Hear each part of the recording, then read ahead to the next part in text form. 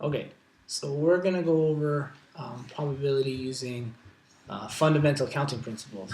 So we have your NS, which is the number of possible outcomes, which is divided by, I could have really put these the other way around, is the number of possibilities that fulfill what we're looking for, so the said outcome, right? So the way they wanted us to think about this question, they've given us a question that there are 8 friends, and the possibility T-Y, yuck. 8 friends, possibility that 2 have same birthday. So 2 same B-day. So the real way they want us to go about that is they want us to actually think of the possibility of people not having the same birthday as someone. So let's take a look at our 8 friends here. Okay? So we have friend 1, 2, 3, 4, 5, 6, 7, and 8. We're going on the assumption that, let's say this guy's birthday is January 1st in this case. Okay. Well, guy 2 now has the option of, and this is the not. So this is essentially our A prime. So this is the possibility of not having the same birthday. In the end, whatever our probability is, we're going to subtract it from 1. Okay, so we're finding the not having the same birthday. So in order for this guy, friend 2, to not have the same birthday as friend 1, he has a choice of 364 out of 365 birthdays, right? Friend 3, well, in order for him to not have the same birthday as the first 2 guys, he has the option of 363 birthdays out of 365, right? Which goes 362, 361, 360, 359, and 358. So it just took me a second to think through this. 364 factorial, which is essentially 364 all the way down to 1. Okay? But we want anything below 358 to be eliminated, right? We want all of those factors. So we really only want to multiply down to 358. Well, a way we could do that is to divide by factorial 357.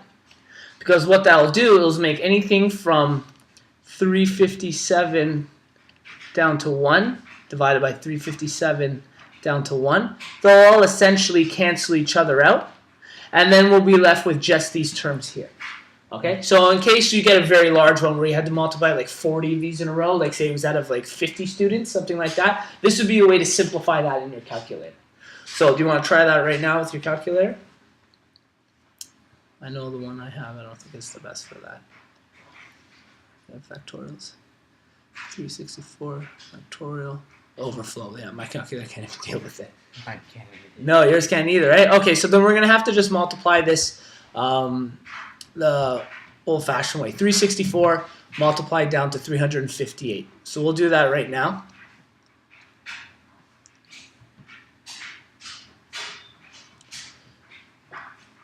So I'll pause while we do that so we figure this out.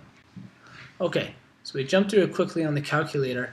We've got a very large number like this. I'm going to divide it by 365 to the power of 7, which equals 0.925. So 0.925. Okay, but remember, this is the probability of not having the same birthday, right? So probability of not having the same birthday, well, what we want to do from there is we want to subtract that value from 1, because that will give us the actual probability of having that same birthday. So when we subtract that from 1, what do we end up with? 0. Subtract 0.075. Yeah, 0.07. I got 74 or something, right? Oh. And I think when I round it, 0.743. Yeah, so we can round it to 0. Oh, I missed a 0. 0.074. Okay, which is exactly what they were looking for in this book. Okay, so a lot of thinking to go into set this one up here. Okay, again, this is all of these will be over 365, these possibilities.